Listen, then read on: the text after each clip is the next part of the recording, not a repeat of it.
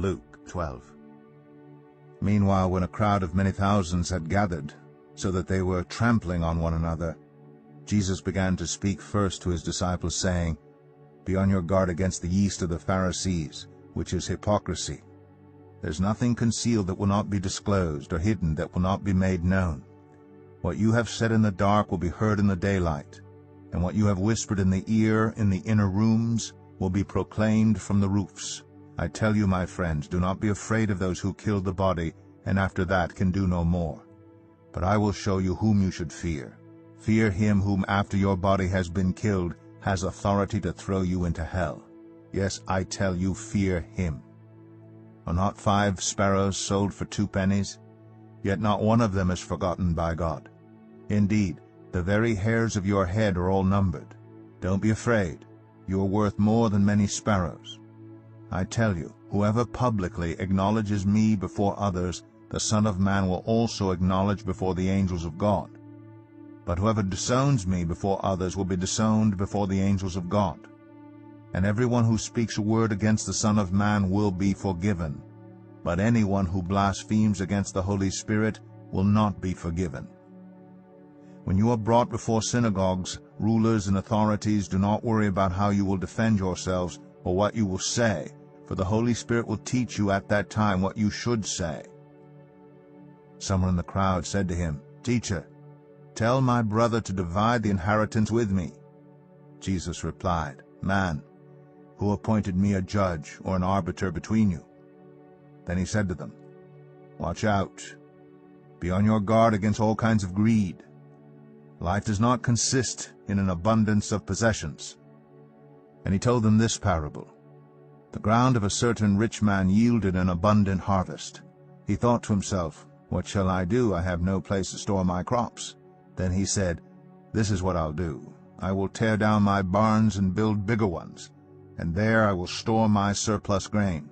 And I will say to myself, you have plenty of grain laid up for many years. Take life easy, eat, drink, and be merry." But God said to him, "You fool, this very night your life will be demanded from you.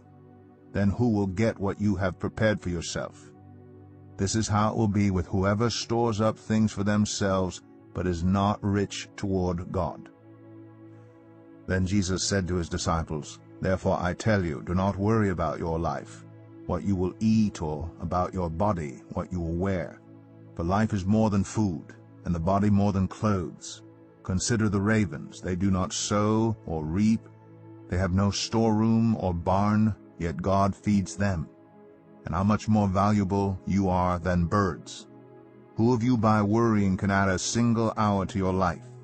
Since you cannot do this very little thing, why do you worry about the rest?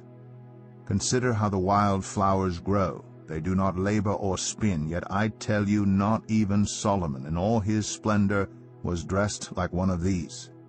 If that is how God clothes the grass of the field, which is here today and tomorrow is thrown into the fire, how much more will he clothe you, you of little faith?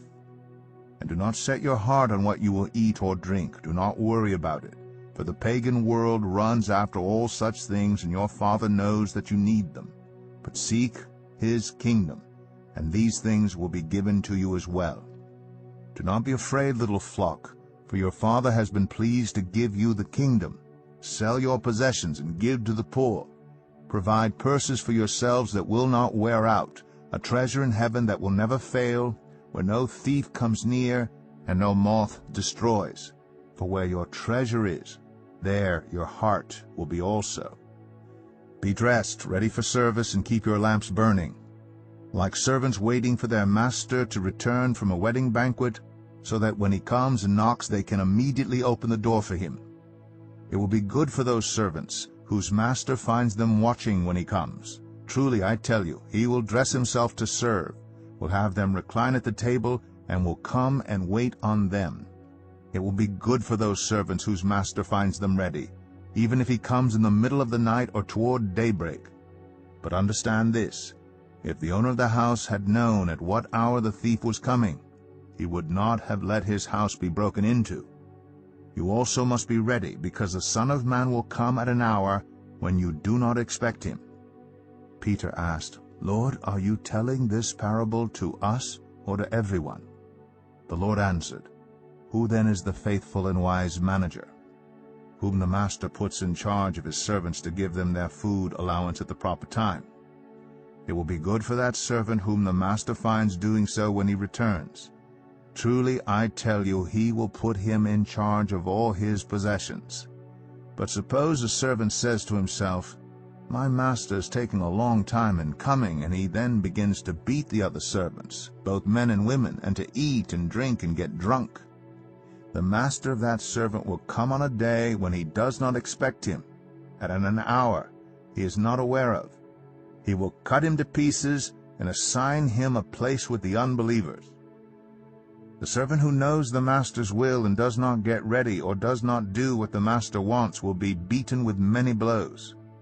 But the one who does not know and does things deserving punishment will be beaten with few blows.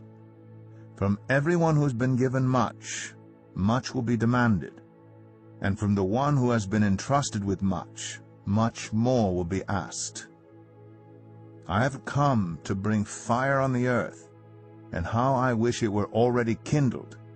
But I have a baptism to undergo, and what constraint I'm under until it is completed.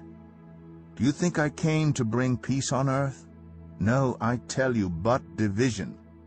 From now on there will be 5 in one family divided against each other, 3 against 2, and 2 against 3.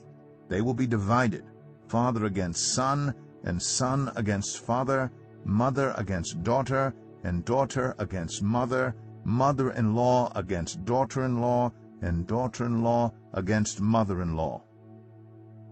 He said to the crowd, "When you see a cloud rising in the west, immediately you say, 'It's going to rain,' and it does.